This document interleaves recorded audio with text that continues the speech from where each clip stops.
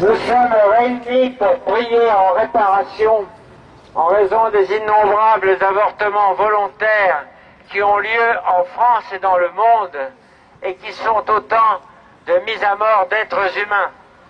Il s'agit bien sûr des avortements officiels, ceux qui sont déclarés, mais il ne faut pas oublier aussi qu'il y a toutes les victimes des pilules du lendemain, du surlendemain, des stérilets, etc. Tout cela, ce sont des embryons à leur tout début, c'est-à-dire des êtres humains. Nous tenons à saluer les gilets jaunes qui viennent nous rejoindre. Les gilets jaunes, on les a vus à l'œuvre pendant des mois et des mois, et ils sont ici ceux qui veulent défendre la vie. Car parmi les multiples motifs de protestation, et Dieu sait s'il y en a, il y a évidemment la mise à mort des enfants à naître. Et nous saluons leur présence ici, et nous nous réjouissons que notre groupe aujourd'hui soit peut-être un petit peu plus grand que d'habitude. Notre Père, qui es aux cieux, que votre nom soit sanctifié, que votre règne vienne, que votre volonté soit faite sur la terre comme au ciel. Donnez-nous aujourd'hui notre pain. Pardonnez-nous nos offenses comme nous pardonnons qui nous ont offensés. Et ne nous laissez pas succomber à la tentation, mais délivrez-nous du mal, ainsi soit-il. SOS Tout Petit va faire de nouveau aujourd'hui un rosaire public sur le trottoir à Port-Royal, dans le 6e arrondissement, près de la maternité Baudeloc, pour protester contre les avortements, les PMA et toutes les mises à mort d'enfants à naître sous toutes leurs formes.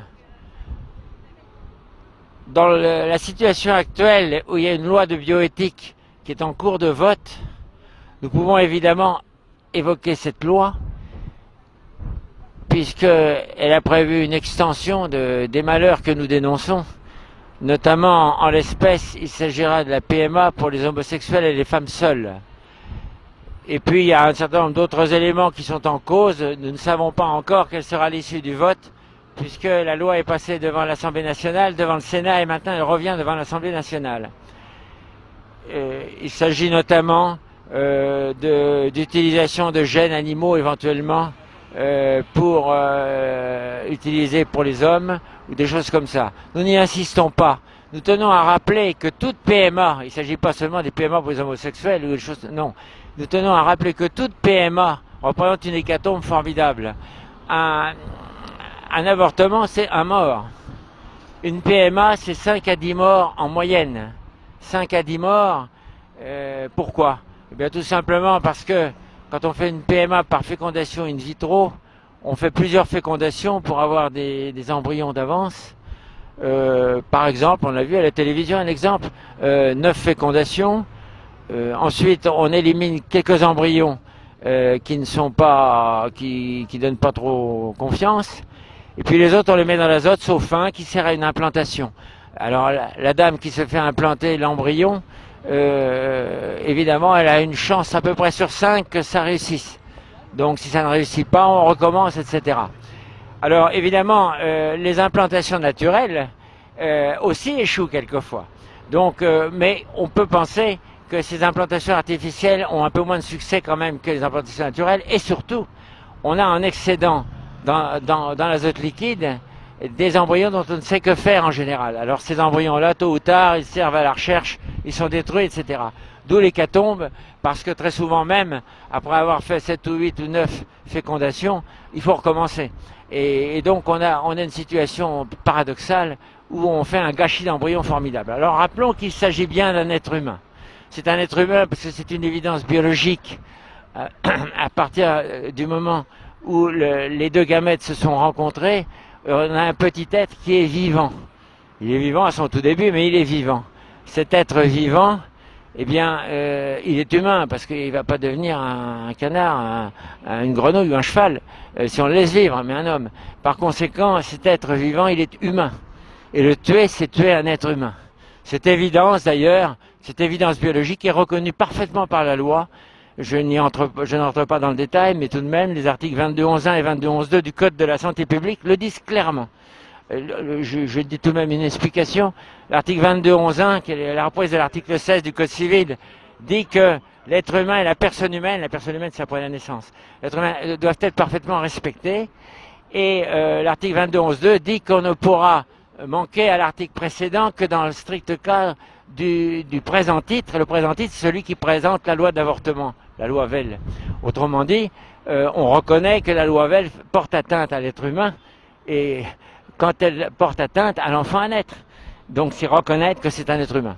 Voilà. Alors toutes ces choses-là, eh bien, il faut les rappeler sans cesse. Il faut rappeler que on n'a pas fait du tout ce qu'il fallait. Madame Veil, en 1974, dans un discours fameux devant l'Assemblée nationale, avait dit, en parlant de l'avortement, c'est un drame et cela restera toujours un drame. Pourquoi avait-elle dit ça? Parce qu'elle était persuadée que même avec une législation qui le permette, ça resterait un drame. Alors si c'est un drame, il faut le traiter comme tel, et donc éviter les avortements. Et il manque complètement la politique sociale qui pourrait éviter une grande masse d'avortements, même sans changer la législation actuelle, qui n'est pas satisfaisante. Voilà. Alors cette politique sociale, ce serait évidemment une prime de naissance, etc. Et ça n'irait pas très loin. Ça pourrait être un avantage considérable pour les femmes en difficulté notamment. Et ça n'irait pas très loin pour les charges publiques, compte tenu du gâchis général qui règne dans nos finances publiques. Voilà. Alors tout ça, c'est important à dire. Et ce que nous voulons dire aussi, c'est que, et bien sûr, il était normal de manifester contre la loi de bioéthique, ce que nous avons fait le 19 janvier avec d'autres. C'était Marchons enfants, avec la manif pour tous. C'était très bien de le faire. Mais il y a un inconvénient, c'est qu'on s'attaque aux dernières frasques que le pouvoir nous jette dans les jambes, c'est-à-dire quelque chose qui vient s'ajouter à tout le reste. Et du coup, on ne manifeste plus directement pour la défense de la vie humaine. C'est un inconvénient. Alors je le déplore, c'est circonstanciel bien entendu, ce n'est pas voulu, c'est simplement parce qu'on pense qu'en essayant de résister à cette loi-là, on aura plus d'audience. Et c'est pourquoi la marche pour la vie a laissé sa place à la manif pour tous, mais elle n'est pas supprimée, elle aura lieu le 11 octobre de 2020. Mais nous avons pensé, nous, qu'il était important de donner un peu de relief à notre rosaire public, puisqu'il n'y a pas eu de manifestation finalement directement dirigée pour la défense de la vie exclusivement. Il y a eu cette grande manifestation contre la loi de bioéthique, mais nous pensons que c'était important de donner un peu de relief. Alors nous avons cherché à donner du relief à notre rosaire d'aujourd'hui. Il faut rappeler que ce n'est pas parce qu'on a modifié la législation en cessant de traiter de crime ou de délit l'avortement que c'en est pas un sur le plan moral. Sur le plan moral, comme j'ai dit quelquefois, c'est pas une opinion, c'est un crime. Alors il faut s'en souvenir, et on voit bien les dégâts que font les avortements à tous égards. Dégâts sur la démographie, dégâts sur la morale, dégâts sur la conscience et l'esprit des jeunes femmes qui s'y prêtent et qui croient que c'est sans conséquence. Nous savons tout cela et nous déplorons vraiment que la première chose qui devait être faite, c'est-à-dire une politique sociale vigoureuse pour dissuader d'avorter, indépendamment de contraintes légales, eh bien, cette première chose n'a pas été faite. Et pourtant, Madame Veil semblait l'appeler de ses voeux. Elle l'a dit clairement dans son discours. Mais malheureusement, quand ça n'a pas été fait, eh bien, elle n'a pas protesté, ce qui laisse supposer qu'elle avait peut-être dit ça pour obtenir le vote de sa loi, plus que pour obtenir véritablement la politique sociale. Alors, nous allons donner une illustration de cette question de politique sociale. Supposez qu'on donne une prime de 6 000 € pour toute naissance. Eh bien, ça peut paraître beaucoup, en effet. Mais vous savez, quand il s'agit d'agrandir une maison pour avoir une pièce de plus, ou quand il s'agit de louer un appartement pour avoir une pièce de plus, c'est vite mangé. Eh bien, ces 6 000 €, il faudrait évidemment, à mon avis, réduire la prime en considération de la tranche marginale d'impôt sur le revenu. C'est pas la peine d'enrichir trop les riches. On aboutirait à peu près à 4 milliards, une dépense de 4 milliards par an. 4 milliards par an, c'est à mettre en parallèle avec le déficit annuel des comptes publics, qui est de l'ordre de 60 milliards, à mettre en parallèle avec les 60 milliards de déficit commercial. Et il faut rappeler qu'on a 2400 milliards de dettes actuellement à peu près, on est à peu près au niveau du PIB. Alors, on voit bien que ces 4 milliards ne seraient rien pour les finances publiques. D'ailleurs, M. Macron a lâché 15 ou 17 milliards à la suite des manifestations des Gilets jaunes. Par conséquent, ces 4 milliards ne seraient rien et représenteraient un avantage considérable pour la société, Imaginez une femme SDF qui est en difficulté, l'arrivée de 6 000 €, c'est quand même considérable. Et ça sauverait beaucoup d'enfants. On pourrait sans doute en sauver la moitié, c'est-à-dire sur les 225 000 à peu près qui sont avortés officiellement, sans compter les stérilés et tout le reste, eh bien, on pourrait peut-être en sauver la moitié, ce qui serait énorme. Tout ça, on ne veut pas le faire. Il y a donc des idées fausses qui règnent en France, et ces idées fausses font énormément de mal. Alors nous déplorons que le pouvoir, évidemment, continue dans la même voie, et cette loi de bioéthique ne vient qu'aggraver les choses avec des enfants sans père. Je n'y insiste pas, ça a été largement dit ici ou là. En tout cas, plus nous serons nombreux à manifester pour la défense de la vie humaine, mieux cela vaudra. Je vous salue Marie, pleine de grâce. Le Seigneur est avec vous. Vous êtes bénie entre toutes les femmes, et Jésus, le fruit de vos entrailles, est béni. Sainte Marie, Mère de Dieu, priez pour nous pauvres pécheurs, maintenant et à l'heure de notre mort, ainsi soit-il. C'est la 47e fois, c'est intéressant à dire, la 47e fois que nous allons à Port-Royal. Et le souvenir le plus marquant que j'ai de toutes ces manifestations, eh bien c'est une chose assez terrible, assez effrayante, je dirais. Le mot effrayant n'est pas de trop. C'était il y a 2 ans et demi, quelque chose comme ça. On n'était pas très nombreux, en face non plus pas très nombreux, beaucoup de police. Tout à coup, une femme se détache du trottoir d'en face, donc le boulevard Montparnasse, et vient vers nous. Elle n'est pas toute seule, accompagnée d'un homme. Elle tient un panneau. Je ne vous dis pas ce qu'il y avait sur le panneau, un blasphème épouvantable. Elle s'approche de nous, la police voit ça, ils prennent cette femme, plaquée au sol, ventre à terre, main derrière le dos, et menottée. Alors, elle a poussé des cris, je dois dire, des cris effrayants. Et nous étions tous, j'étais pas le seul, parce qu'après j'ai demandé aussi aux amis, enfin eux aussi étaient angoissés, effrayés. Eh bien, je crois que nous avons vu de très près, enfin nous étions là, eh bien, une femme qui était possédée. Je ne vois pas d'autre explication. Lorsque notre Seigneur passait en Palestine, avec ses disciples, ou les disciples tout seuls, il chassait les démons, et je me suis dit, mon Dieu, il arrive peut-être la même chose. On a fait beaucoup, je peux dire des centaines de manifestations. Jamais on a entendu des cris pareils. Et effrayant, effrayant. À tel point que prier était... j'ai retrouvé la paix personnellement en priant pour elle. Au fond, je crois que c'est ce que Dieu nous dit, aimez vos ennemis.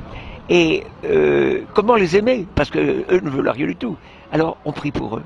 Je crois que c'est la meilleure façon, finalement, de s'y prendre, n'est-ce pas? Là, quand nous sommes là, nous prions pour les petits, naturellement, pour qu'ils soient protégés, préservés. Nous prions pour ceux en face, mon Dieu, qui font l'horreur. Il y en a aussi qui font les bonnes choses, naturellement. Voilà, et puis nous prions pour nous. Enfin, personne n'est oublié. Je vous salue, Marie, pleine de grâce. Le Seigneur est avec vous. Vous êtes bénie entre toutes les femmes.